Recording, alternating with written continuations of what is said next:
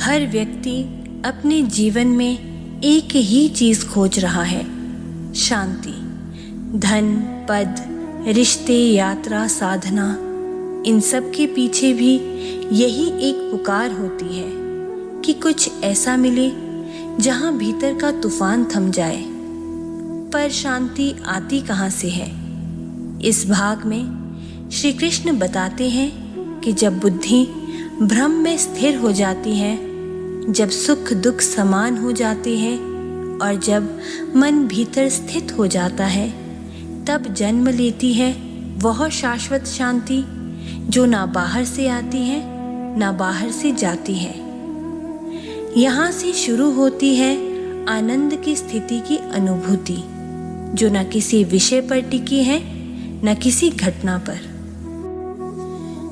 इहैव तैर्जितः सर्गो येषां साम्ये स्थितं मनः निर्दोषं हि समं ब्रह्म तस्माद् ब्रह्मणि ते स्थितः। जिनकी बुद्धि समतव में स्थिर हो गई है, उन्होंने यही इस जीवन में जन्म मरण के चक्र को जीत लिया है, क्योंकि भ्रम निर्दोष और संभाव युक्त है और वे उसी भ्रम में स्थित हो चुके हैं।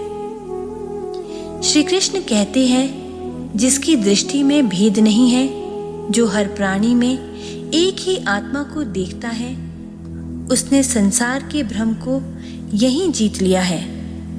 समतव का अर्थ है सुख दुख, मित्र शत्रु, शुभ अशुभ सबको एक दृष्टि से देखना। जब मन भेद से मुक्त होता है, तब भ्रम की साक्षात अनुभूति होती है, क्योंकि भ्रम भी निर्दोष और समदर्शी है। भ्रम को पाना कठिन नहीं, भेदभाव और प्रतिक्रियाओं को त्यागना कठिन है। जहाँ समतव है वहीं भ्रम है। न प्रहर्ष्येत प्रियं प्राप्य नो द्विजेत प्राप्य चाप्रियं स्थिरबुद्धिः सम्मूढो ब्रह्मविद् ब्रह्मणि स्थितः। जो प्रिय वस्तु मिलने पर हर्षित नहीं होता और अप्रिय मिलने पर विचलित नहीं होता, जिसकी बुद्धि स्थिर है, वह मोह से रहित ज्ञानी ब्रह्म में स्थित होता है। श्री कृष्ण समतव की गहराई और बढ़ाते हैं। यह केवल बाह्य दृष्टि का नहीं, बल्कि भावनात्मक स्थिरता का प्रश्न है। प्राप्ति और हानि ये संसार के नियम है, पर ज्ञानी ना तो अधिक प्रसन्न होता है न व्यथित, क्योंकि वह जानता है कि मैं शुद्ध आत्मा हूं और सब क्षणिक है। जिस दिन हमारी प्रसन्नता और दुख बाहरी घटनाओं से तय नहीं होती, उस दिन हम भीतर से मुक्त हो जाते हैं। बाह्य स्पर्शेष्वसक्तात्मा विन्दत्यात्मनि सत्सुखं स ब्रह्मयोगयुक्तात्मा सुखमक्षयमश्नुते। जो बाह्य विषयों में आसक्त नहीं है और जो आत्मा में स्थित होकर जो सुख प्राप्त करता है, वह ब्रह्म से जुड़ा हुआ योगी अक्षय यानी ना समाप्त होने वाला सुख प्राप्त करता है। यहाँ शुद्ध आत्मिक सुख की महिमा बताई गई है, जो इंद्रियों के संस्पर्श से नहीं, बल्कि भीतर की स्थिरता और ब्रह्म से जुड़ाव से आता है।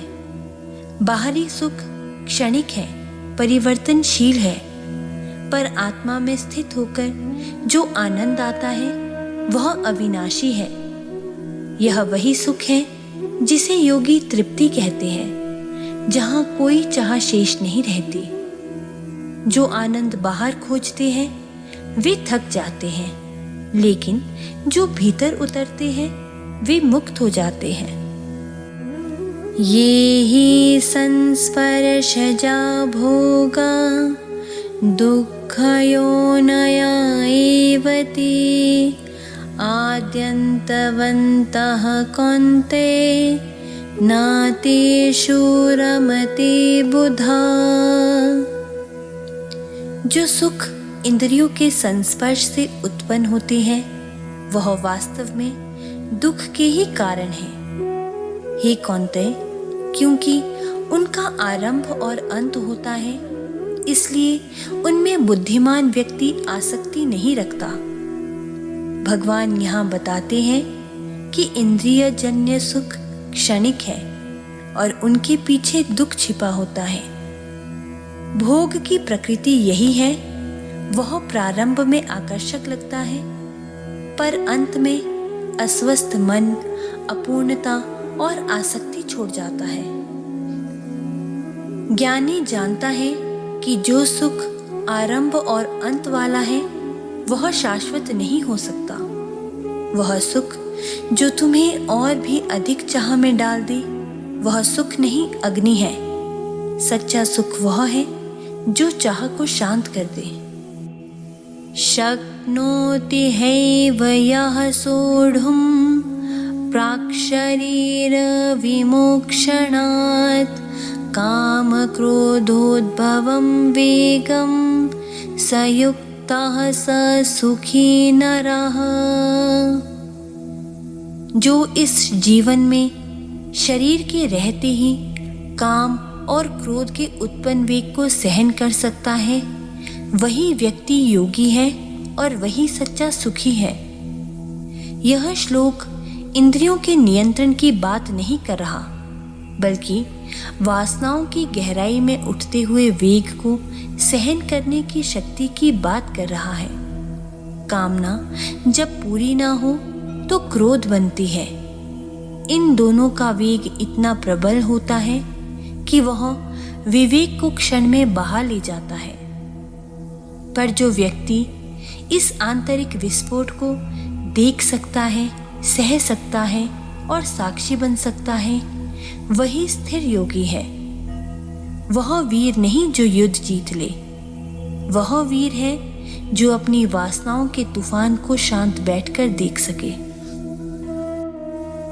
योऽन्तः सुखोऽन्तरारामस् तथान्तर्ज्योतिरेव यः स योगी ब्रह्मनिर्वाणं ब्रह्मभूतोऽधिगच्छति। जो भीतर से सुखी है, भीतर ही रमण करता है और जिसकी ज्योति भी भीतर ही है, वह योगी ब्रह्म में स्थित होकर ब्रह्म निर्वाण यानी मोक्ष को प्राप्त करता है। यह अंतिम श्लोक हमें बताता है कि मुक्ति बाहर किसी क्रिया में नहीं, भीतर की स्थिति में है।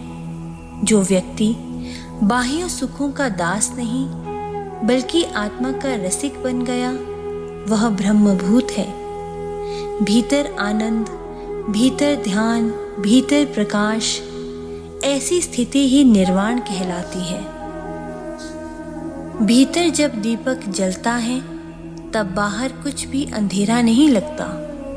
मुक्ति किसी स्थान का नाम नहीं, वह अंतः सुख की दशा है। इस भाग में श्री कृष्ण ने हमारे भीतर की सबसे गहरी गलतफहमी को दूर किया कि मुक्ति सुख पाने में नहीं, सुख और दुख दोनों में सम रहने में है। जिसकी बुद्धि स्थिर है, जो आत्मा में लीन है, जो विषय में नहीं बल्कि आत्मा में आनंद लेता है, वही है सच्चा योगी, सच्चा मुक्त। ऐसा व्यक्ति कहीं जाता नहीं पर सब कुछ पार कर जाता है। वह शरीर में रहकर भी ब्रह्म को पा लेता है। अब अगले भाग में हम जानेंगे कि कैसे यह आनंद अवस्था कर्म के परे है और कैसे योगी कर्म करता हुआ भी कैसे परम ब्रह्म में स्थित होता है, साक्षी, शांत और संपूर्ण।